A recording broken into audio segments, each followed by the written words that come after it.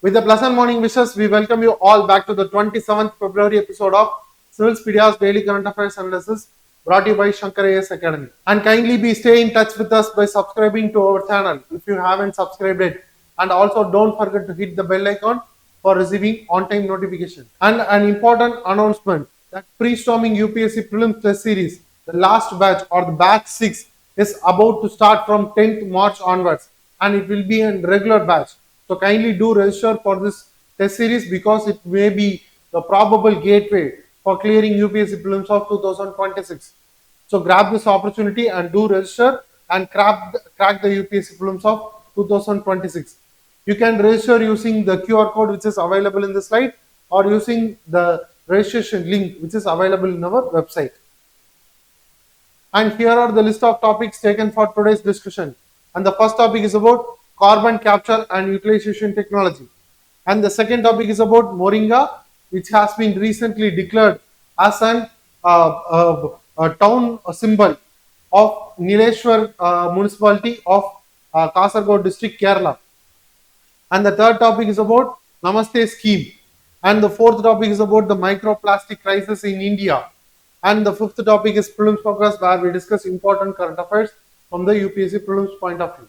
What are carbon capture and utilization technologies? This news article from The Hindu explains about it in a detailed manner. So what is this carbon capture and utilization? It refers to the technology that involves in the capturing of carbon dioxide emission from the industrial sources, such as from the cement industry, steel industry, or from the power plant, which emits large amount of carbon dioxide into the atmosphere. And it utilizes the captured carbon dioxide into production of useful alternative products, which means the carbon capturing and utilization. As it also uses another technology such as direct air capture, which means the capturing of the carbon dioxide directly from the atmosphere. It also been considered as one of the costlier technology to integrate as well as to establish. Before getting to know about the carbon capture and utilization in a detailed manner, we have to note the clear distinction between carbon capture utilization versus carbon capture and sequestration or storage. So first, the carbon capture utilization involves the reusage of carbon dioxide. As it also adds value to the economy, it leads to the circular phase or the circular economy of carbon. And circular add value to the circular economy. As comparing to the carbon capturing and storage, which involves the geological sites, permanent geological sites.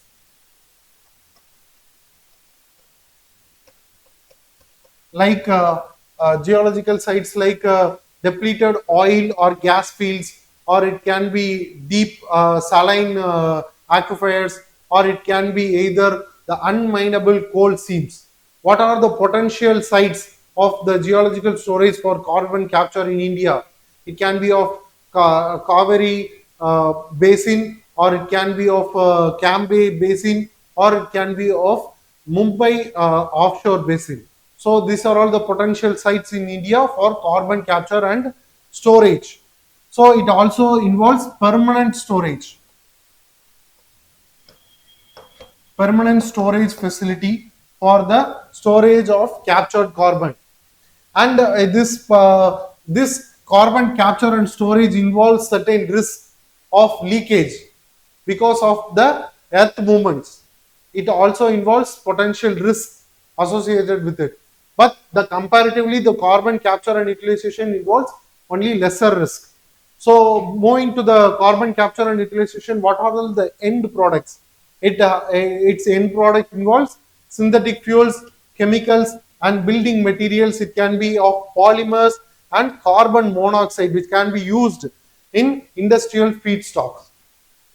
And why this carbon capture and utilization important for India? As I said earlier, it involves lesser risk, and also India is the third largest carbon dioxide emitter after China and USA. And it majorly emits the carbon dioxide from the sectors such as power generation, cement, steel, and chemicals. So these are all the major industries or sectors which emits large amount of carbon dioxide into atmosphere, and they are the this composition are the majorly the 8 core industries. And India's policy and institutional framework regarding this initiative, which means the government initiatives are Department of Science and Technology has integrated and research and development roadmap for the carbon capture and utilization strategies, and also the Ministry of Petroleum and Natural Gas has drafted the carbon capture and utilization strategy roadmap for 2030 vision. And also the union budget of 2026 has allocated around 20,000 crore which earmarked for the carbon capture and storage scheme. And national climate framework has also been aligned with this carbon capture and utilization. The national action plan for on climate change has the updated nationally determined contribution according to 2022. With respect to India, it reduces obligated to reduce the emission intensity by of GDP by 45 percentage by the year of 2030 from the 2005 levels, which is also significant for the implementation of this carbon capture and utilization within the India. And the industrial level developments in India is also been and playing a significant part in this technology. That it involves majorly the cement sector, which is the major carbon dioxide emitter. The Ambuja cement, along with the IIT Bombay's collaboration, has indulged in the carbon capture and utilization to make the use of the captured carbon to produce fuels and other materials. And JKS Cements has obligated to produce lightweight concrete blocks and oil fines using the captured carbon. And bio carbon capture utilization also been an important because it is directly linked to SATAT scheme, that is sustainable alternative for a sustainable alternative towards affordable transportation scheme, as it directly related to the organic recycling system limited, which uses the captured carbon from the biogas for the production of bioalcohols and specialty chemicals. And what was the global developments regarding this carbon capture and utilization? EU bioeconomy strategy of the European Union based on this technology, and circular economy action plan also by the European Union based on this technology, which promotes the carbon dioxide as an industrial feedstock. And the United States of America has also provided the tax credits for the under the section of 45Q of tax credit for carbon capture. And the UAE, United Arab Emirates, also focusing on the carbon capture and utilization by AI Riyadh carbon capture and utilization storage project, and also the integration with the green hydrogen. It also envisions green hydrogen along with the carbon capture and utilization.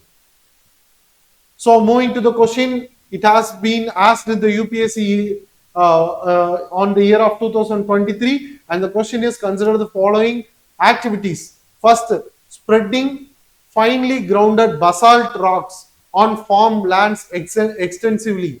Second statement, increasing the alkalinity of the ocean by adding lime. Third, capturing carbon dioxide released by various industries and pumping it into abandoned subterranean mines in the form of carbonated waters. How many of the above activities are often considered and discussed for carbon capture and sequestration? So the first, second, and third statement are all the activities that involves in the process of carbon capture and sequestration. So the answer will be option C, all the three. Yes, with this we move to the next topic. Nileshwar in Kerala to become Moringa Hub after tree declared official town symbol. With this news article taken from The Hindu, we are going to discuss in detail about the Moringa tree in further section. So the Nileshwar is a municipality in the Kasaragod district of Kerala, which declared the Moringa or the drumstick tree as the official town symbol, and also launched a campaign that is 3 Moringas in every yard, which used to promote and nurture the growth of Moringa trees in every yard over that region. And about the Moringa, the scientific name is Moringa oleifera, and the family which it belongs is Moringaceae, and it is native to Indian subcontinent, but it is not endemic to this region because it is considered indigenous to parts of Arabia and East Indies, and also been naturalized in many parts of tropical and subtropical areas across Africa, Latin America, and Southeast Asian region.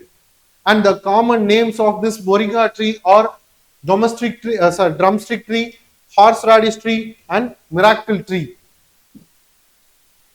And with respect to its agro-climatic suitability, it is well known for its rapid growth, drought tolerance, as well as its nutritional values. It is often referred to as tree of life because of its high nutritional values, as it thrives well in tropical and semi-arid climates. As I said earlier, it is highly drought tolerant and grows well in well-drained sandy or loamy soil. And it has the high nutritional values, which is rich in vitamin A and vitamin C, and also additional supplements. It has rich iron, calcium, potassium, antioxidants, and essential amino acids. By comparative study, it has more than 5 times, sorry, 7 times more vitamin C than oranges.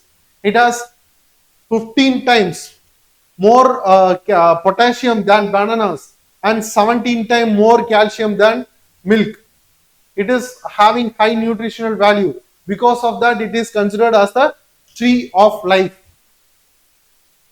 And about its economic and industrial relevance, it is used in various industries such as nutraceutical industry, health. It acts as an health supplements and functional foods in enriching the macronutrients, and also the cosmetics and personal care industry. It's also been used or indulged in the cosmetic and personal care industries, and it also been playing an huge stake in the export markets, which is being hugely exported to regions of USA, Germany, UK, France, Japan, and Canada. And it adds value to the African region as it provides more nutrition. It is being considered to be one of the tree which eliminates the micronutrients which is available within this tree. And the value added products it has been used as a dried leaf powder. It was used as a supplements and capsules, seeds. It is often used in biofuel production, and oil and roots. All things are being used in any other products. And the nursery and this campaign has also the support from the Kudumbashri scheme. So this Kudumbashri scheme program was introduced in the year of 1988, which is the prosperity to the family, prosperity of the family, which is the poverty eradication and women empowerment program launched by the state poverty eradication mission under the government of Kerala. This Kudumbashri scheme having the technical backing from the Agricultural Research Station at Pillikod and Padanakad of Kerala region for effective implementation of this campaign over the Kasaragod district as well as specific to the Nileshwar municipality. And regarding the policy governance, it is being closely aligned with the nutritional security initiatives, and also helps in women and child health improvement, and also helps the local self-government economic development. And with this, we also has to note the biodiversity symbolism, which has been earlier promoted by the Kasargod district as an example in the year of 2025, which introduced the Kasargod district Panchayat has declared certain species as their district species, such as it declared Kanjiram, which is a tree, as a district tree, and Trinium malabaricum, which has been declared by the Kasargod district Panchayat as a district flower, and white-bellied sea eagle as a district bird, and Cantor's giant soft-shell turtle as the district species. So this can be quoted either in prelims, or it can be either reflected in our UPSC. It can be either reflected in the UPSC prelims, or we can easily quote in the UPSC mains. And this Cranium malabaricum is a critically endangered species declared by the IUCN. And this Cantor's giant softshell turtle is also being considered as a critically endangered species according to IUCN. And this white-bellied sea eagle is considered vulnerable according to IUCN, and this Kanjiram is also considered least concern, and which showcases the conservational significance, which strengthens the local biodiversity awareness and also symbol-based conservation model. Moving to the question with reference to the Moringa oleifera, or the drumstick tree cultivated in Kerala, consider the following statements. First, it is the drought-resistant crop suitable for semi-arid conditions. Second, it leaves are rich in iron and calcium. Third, it requires high rainfall and water-logging conditions for optimal growth. Fourth, India is one of the largest producers of moringa in the world. Which of the statements given above are correct? In this question, they have asked about the correct statement. By the observation of the statements, we can infer that the third statement was direct contradictory with the first statement, as the third statement was incorrect, because we know it is a drought resistant crop. So we can eliminate the third statement from the option. With this, we can left with only one option A and option B, as it has all the conditions has been satisfied by the 1, 2 and 4. So the answer may be option B, 1, 2 and 4 only. Yes. And another UPSC question has been reflected in the year of 2021. The question is, consider the following statement. First statement, Moringa or drumstick tree is a leguminous evergreen tree. Second, tamarind tree is endemic to South Asia. Third, in India, most of the tamarind is collected as minor forest produce. Fourth, India exports tamarind and seeds of moringa. Fifth, seed of moringa and tamarind can be used in the production of biofuels. Which of the statements given above are correct? In this question, they have asked about the correct statement, and moringa is not a leguminous evergreen tree. And but the tamarind tree is a leguminous tree, but moringa is not. And it is not endemic to South Asia. So the second statement is incorrect, and the first statement is also incorrect, and the third statement is correct, because India's most tamarind are being collected as a minor forest produce. And the fourth statement is also correct, because India export both tamarind and seeds of moringa to various regions across the globe. And the fifth statement is also correct, because as we discussed earlier, the seeds of moringa can be used in production of biofuels, and the tamarind seeds can also be used in the production of biofuels, especially the biodiesel. So the fifth statement is correct, and the answer for this question will be option. By eliminating 1 and 2, the option will be the answer will be option B, 3, 4 and 5. Let's check. Yes. With this, we move to the next topic. Recently, for the creation of awareness and also for the promotion of NAMASTE Scheme, the distribution of personal protective equipment kits, Ayushman cards, and the sieving machine has been distributed to the sanitary workers.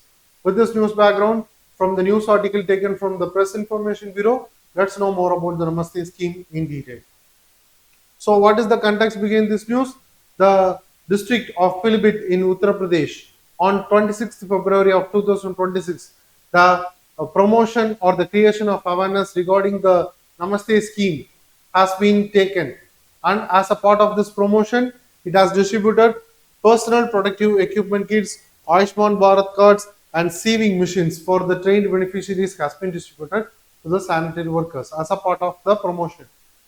So let's know more about the Namaste scheme in detail. What is Namaste scheme?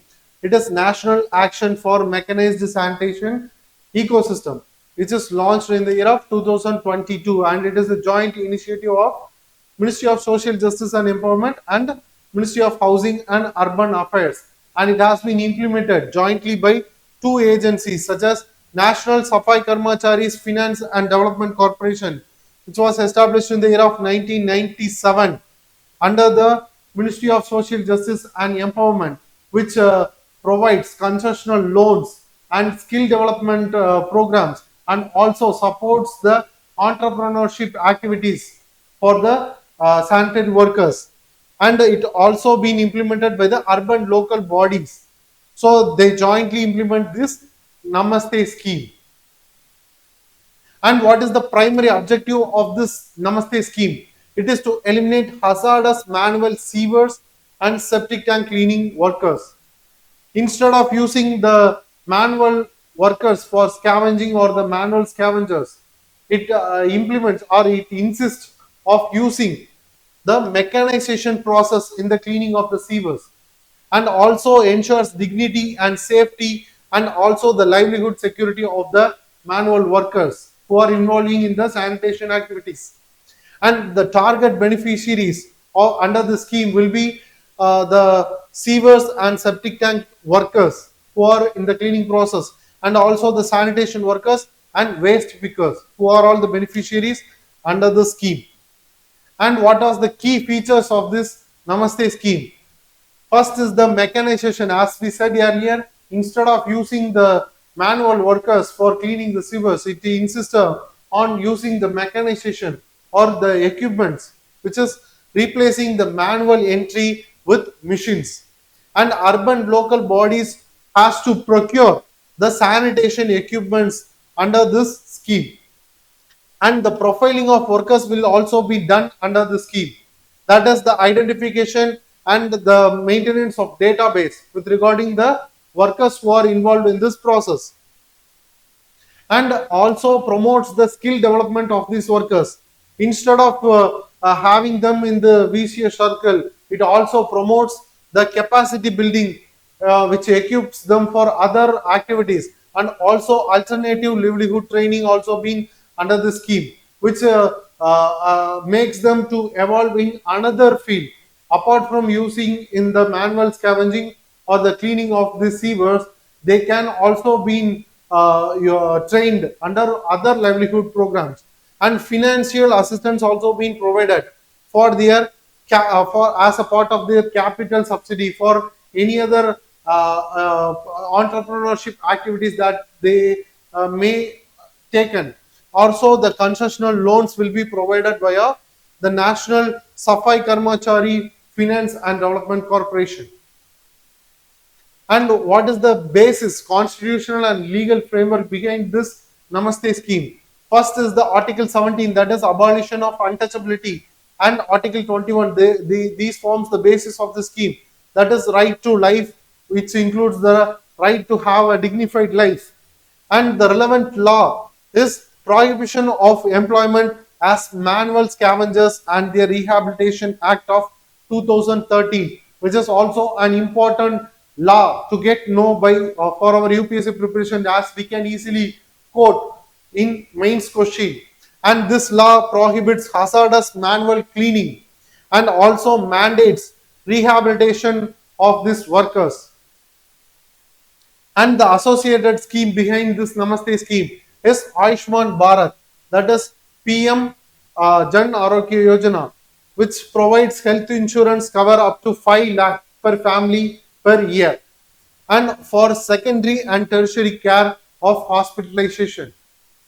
And we also have to note about the National Commission for Safai Karmachari, which has been originally constituted or established in the year of 1994 as a statutory body under National Commission for Safai Karmachari Act of 1993. But since 2004, it has been acting or it has been functioned as a non-statutory body, and the composition of this National Commission for Safai Karmachari consists of 7 members, which includes 1 chairperson plus 1 vice chairperson plus 5 members.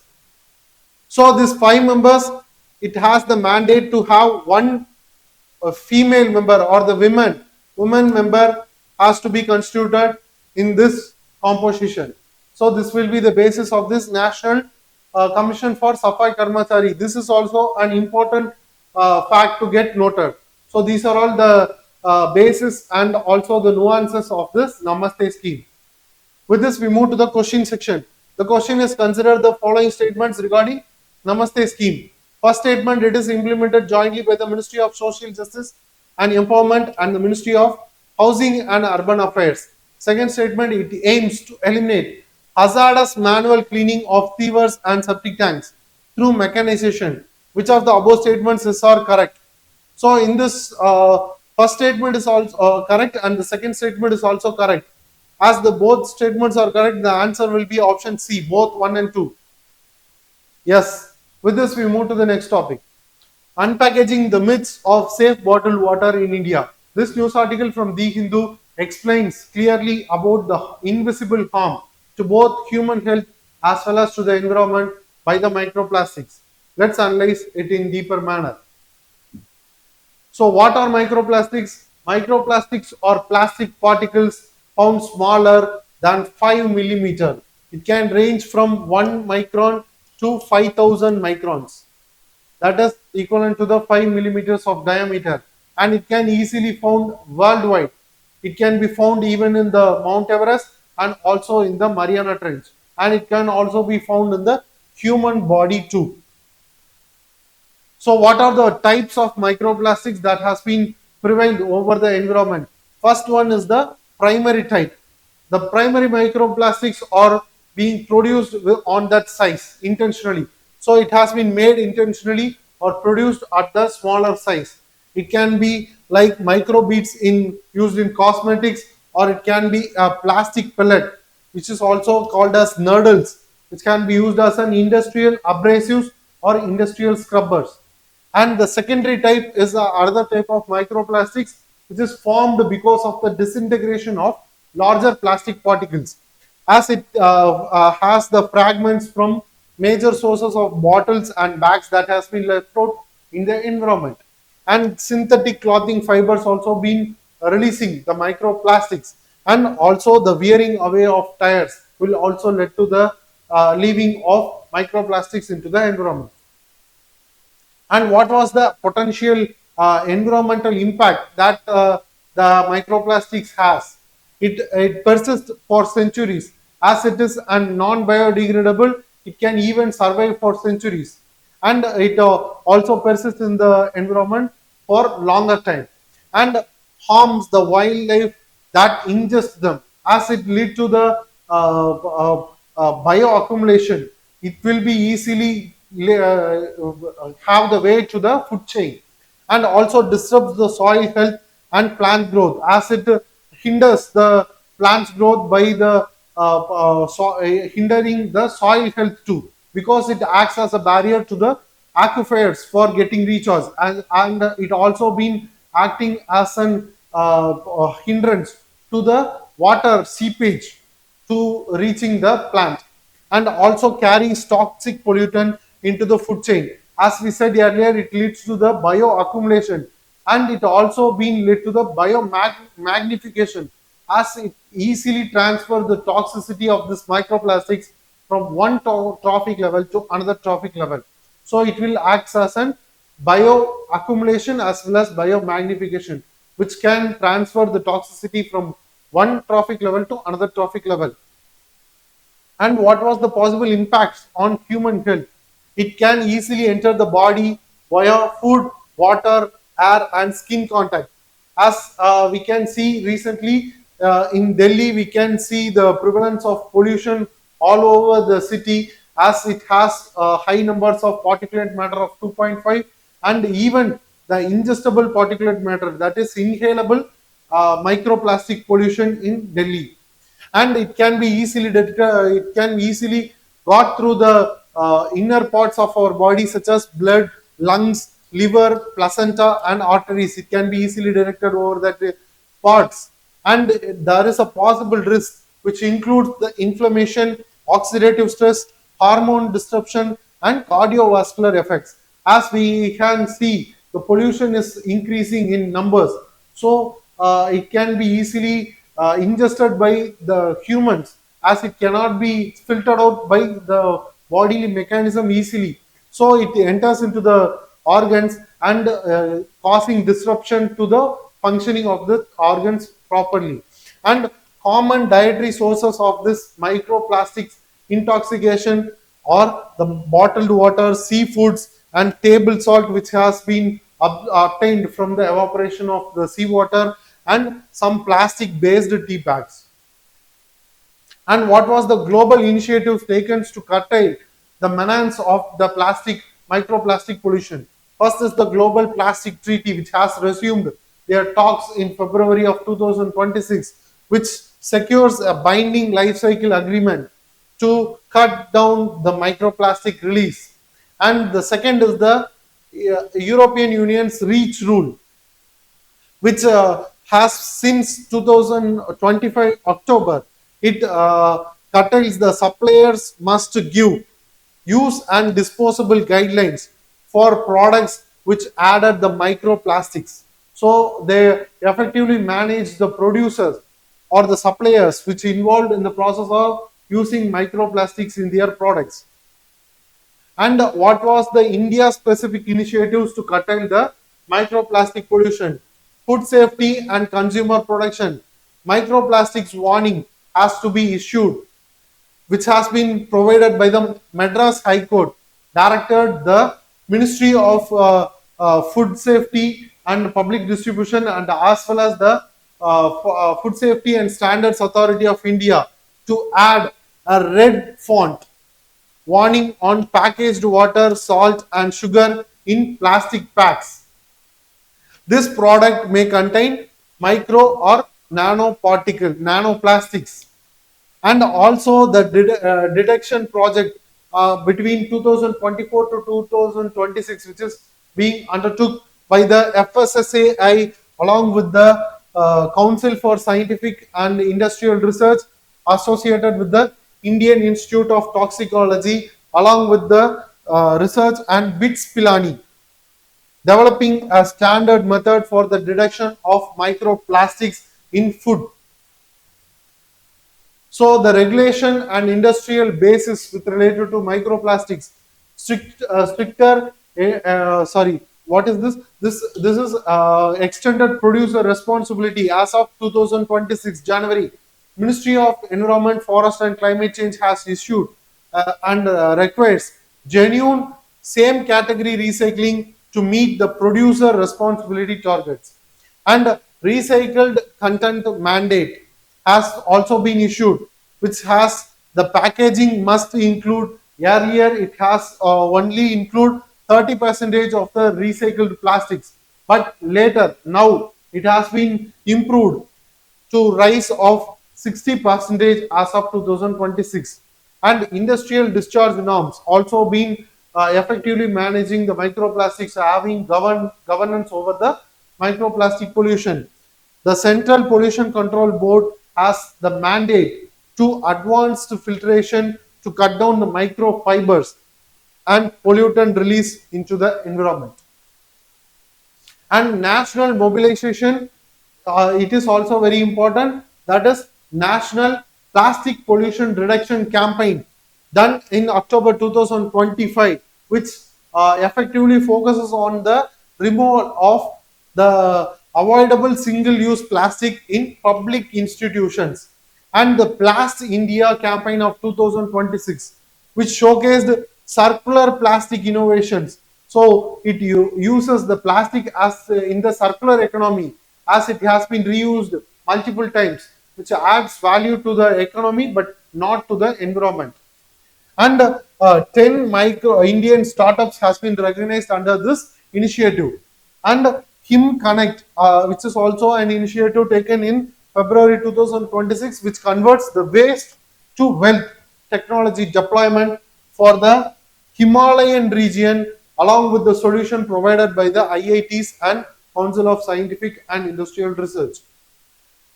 Moving to the question, discuss the emerging risk associated with the bottled water consumption in India and examine the regulatory and policy measures needed to address them. And this will be an 10 more question. We need to answer within 150 words. So please take this question and post your answers in the comment section. We will be happy to evaluate your answers. Let's move to the prelims focus.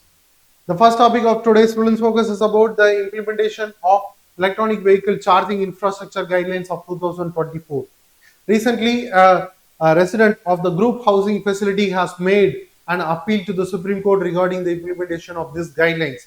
Despite having introduced or issued in the year of 2024, there is no legislative action taken so far. So this will be the primary concern of the petitioner.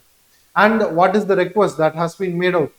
It is to implement the guidelines as soon as possible, as it enables the resident of the group housing society to install the charging infrastructure within the group housing society at their own cost.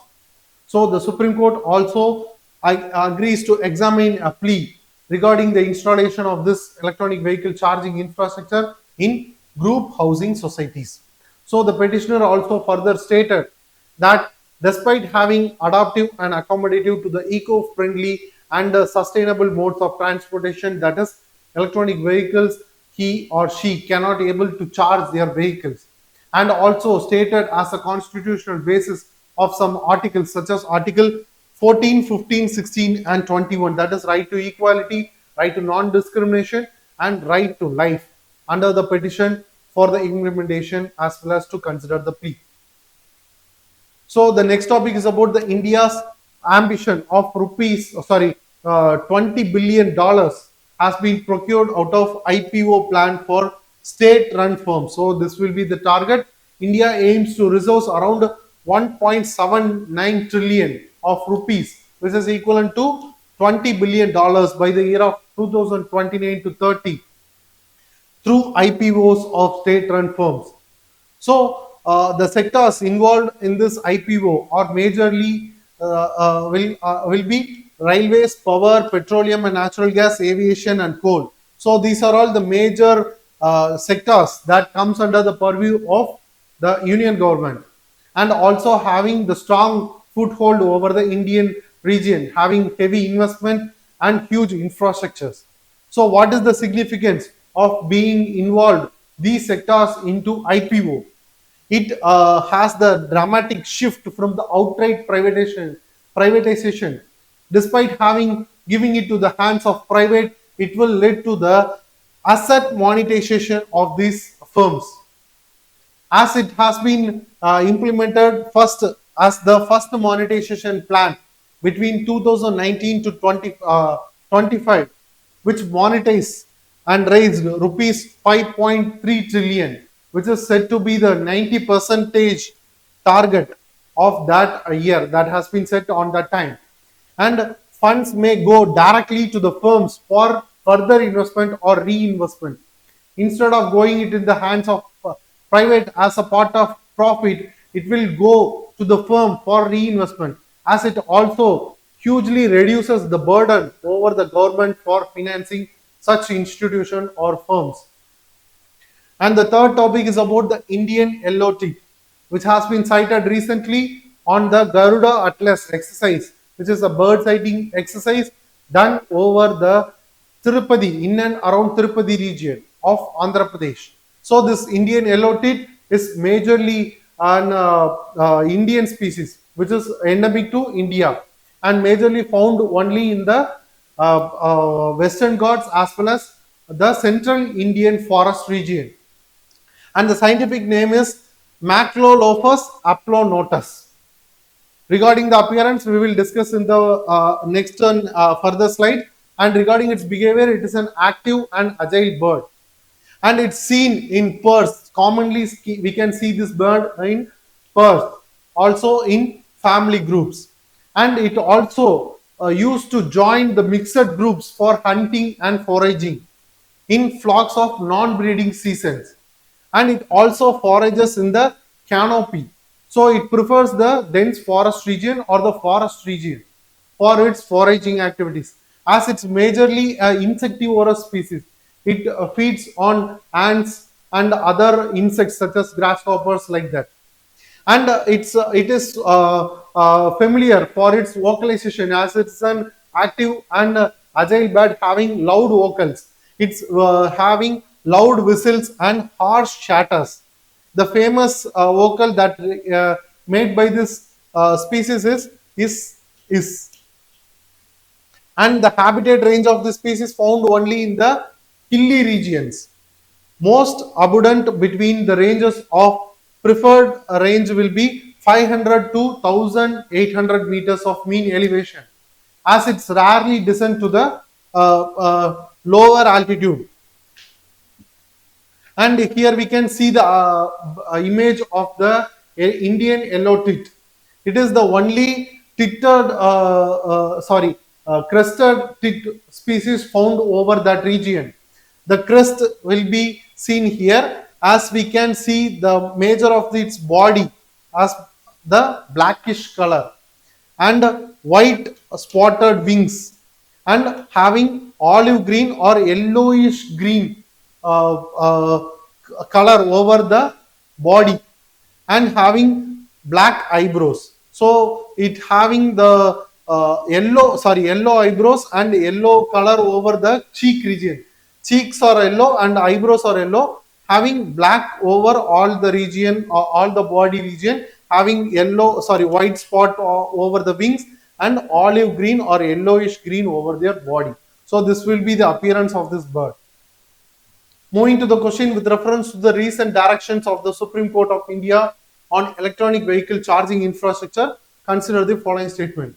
First statement, the court emphasized that access to EV charging infrastructure is linked to the right to clean environment under Article 21. Second statement, the court directed all states to frame uniform EV policies under Article 256 of the Constitution. Third statement, the court highlighted that development of EV infrastructure is essential to meet India's climate commitment under the Paris Agreement. Which of the statements given above are correct?